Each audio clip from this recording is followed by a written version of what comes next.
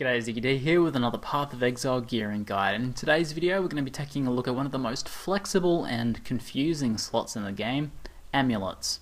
So Amulets have one of the widest mod pools available to them out of all of the different slots, and they're sort of a wild card on that you can use to supplement your build, increase the strength of your build, or to fill some sort of gap in your build. So a good example here with the character I'm using currently, which is a fairly low level elemental cleave character. I'm using an Onyx Amulet with increased attributes as an extra mod as well as some life. And the reason for that is that I actually need that to use some of my auras and things like that with other types of gear and things like that. So it's a very flexible slot. There's a lot of things you can do with it, and I'm going to try and break it down for you guys today. So before we take a look at the mods or anything like that you can start, rolling on them, it's important to actually know the base types of amulets available to you and the implicit mods. So the implicit mod on, for the Onyx Amulet, for example, is that 17 to all attributes. So that one in between those two lines there is the implicit mod. Now, there's several different types of amulets. You have your power amulet, which is increased mana regeneration rate. That ranges from 20 to 30% increased mana regeneration rate.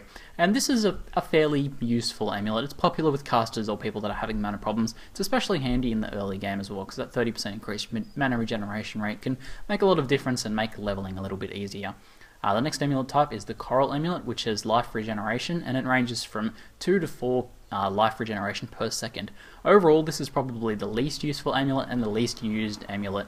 The life regeneration amount that it gives you as an implicit mod is just really very small. If you're trying to increase your mana regeneration and you have like a percent mana regen, or life regen, sorry, in your passives, then you're better off using an Amber Amulet and getting the health bonus from that, and then having that multiply with your life regen to get more life regen than you would get from the Coral Amulet.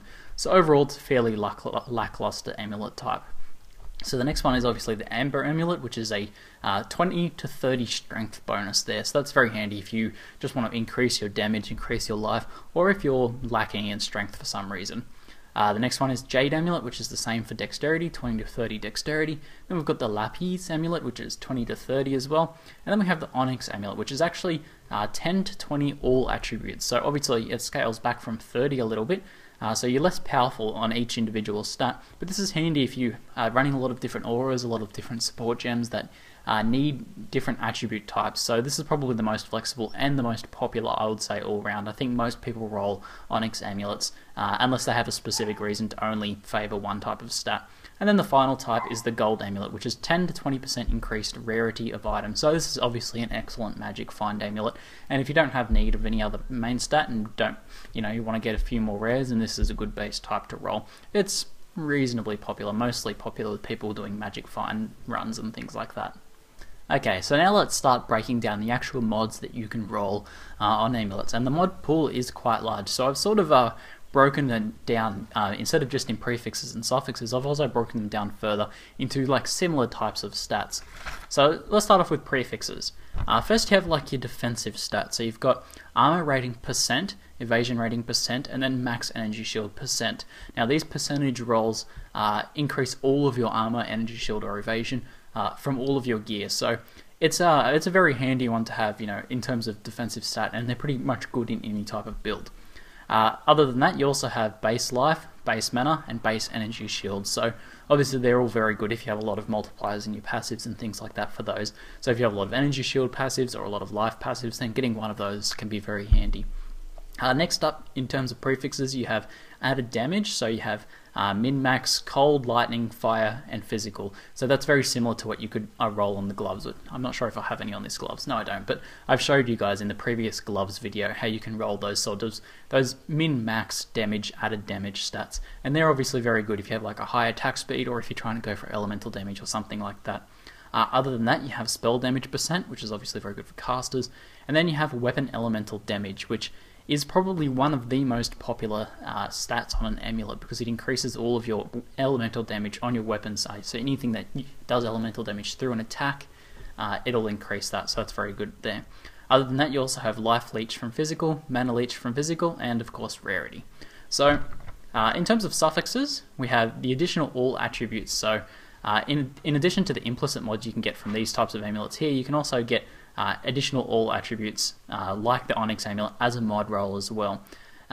You can also get your additional strength, dexterity, and intelligence as single rolls, so that can be handy if you really need to stack a lot of, intelligence or something. You can get like an intelligence amulet with all attributes and then with intelligence as well, so you can get a ton of each type of main stat on amulets. So that's one of the reasons that makes them such a flexible slot.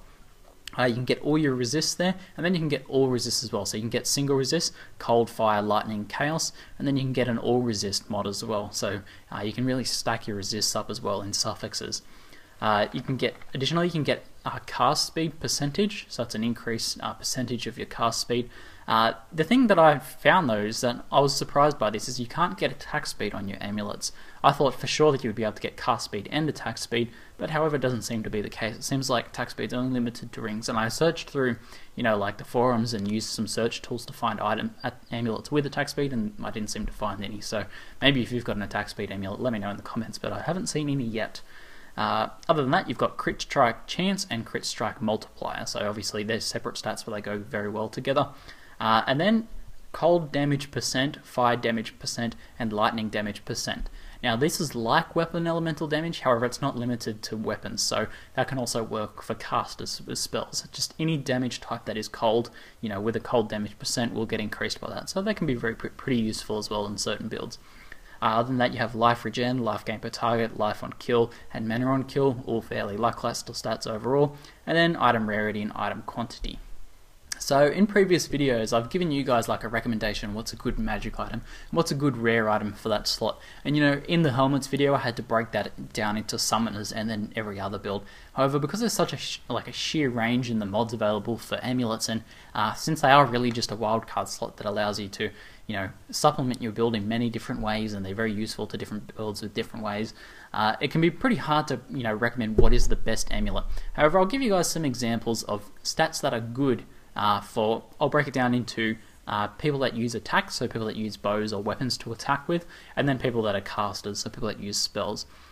So good mods for attackers include all of your typical defensive ones, so life, life leech, resist, and then you've your armor, evasion, energy shield percent is also very good, and base energy shield if you're an energy shield character. And then you've got things like your crit strike and crit chance multiplier if you're using a crit build, are very good mods to have.